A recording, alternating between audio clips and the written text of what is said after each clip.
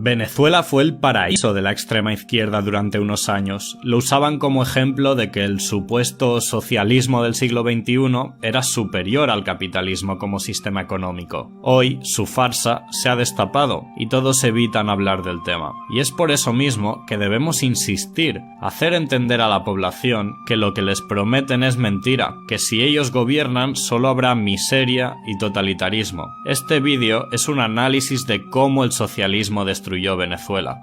En 1999, Chávez prometió transformar a Venezuela en un paraíso socialista. Chávez decía que la riqueza en Venezuela estaba siendo robada por los malvados capitalistas y que ésta tenía que ser repartida entre los pobres. Y eso mismo hizo. Bajo el mando de Chávez, el gobierno de Venezuela tomó el control de industria tras industria, prometiendo que el gobierno manejaría estas empresas mejor que la iniciativa privada y los beneficios se redistribuirían entre la población. La más importante de todas estas expropiaciones fue la de la industria petrolífera. Con el dinero del petróleo se creaban programas de ayudas sociales para la población, desde comida hasta vivienda y electricidad, todo cedido por el gobierno. No producían nada nuevo. De hecho, mucha gente se marchaba del país. Concretamente, más de 2 millones de personas de las clases más altas escaparon y se llevaron su riqueza y conocimiento a otros países, por miedo a ser expropiados por el gobierno. Durante unos años, este sistema se mantenía y la extrema izquierda hablaba de su increíble reducción de la pobreza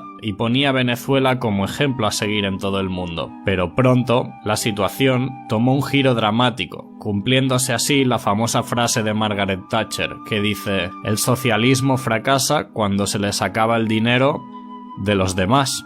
Y así fue. Los primeros años funcionó, pero como tantas empresas se marcharon, el triunfo o el fracaso de Venezuela dependía únicamente del precio del petróleo. Habían duplicado el número de funcionarios, mientras disminuía el tejido productivo. Era solo cuestión de tiempo que colapsara, y colapsó.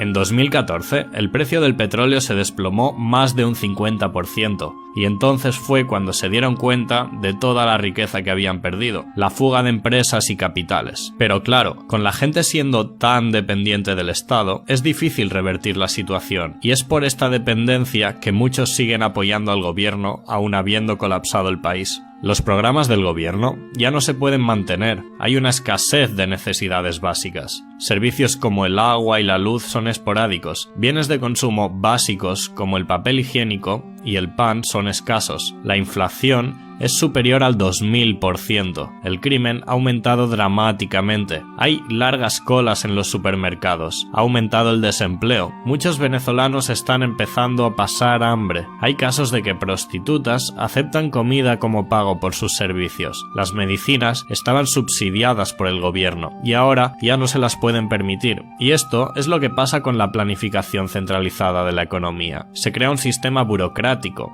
que crece con el tiempo y se hace menos eficiente y más corrupto. De hecho, un país con libre mercado puede soportar más o menos un sistema redistributivo. Este es el caso de España y casi todos los países del primer mundo. Aunque es un sistema muy ineficiente, no colapsa porque las empresas siguen generando riqueza y el Estado vive de esta riqueza. Pero si eliminas las empresas de la ecuación, es una receta para el caos. Los mismos que defendieron Venezuela hace años, ahora no admiten su error. Seguirán culpando a sus enemigos favoritos, el imperialismo de los Estados Unidos y la supuesta guerra económica interna de la burguesía que ha huido del país hace mucho, aunque ahora ya sabéis la verdad. Algunos izquierdistas también culpan a Maduro, dicen que con Chávez todo funcionaba, pero hay que recordar que fue Chávez el que durante más de 10 años sentó las bases de este colapso. Chávez estructuró la economía de una manera muy pobre. Tenían petróleo y lo vendían. Con ese dinero podían pagar la deuda. Otro error, el de la deuda, que desafortunadamente nosotros también estamos cometiendo.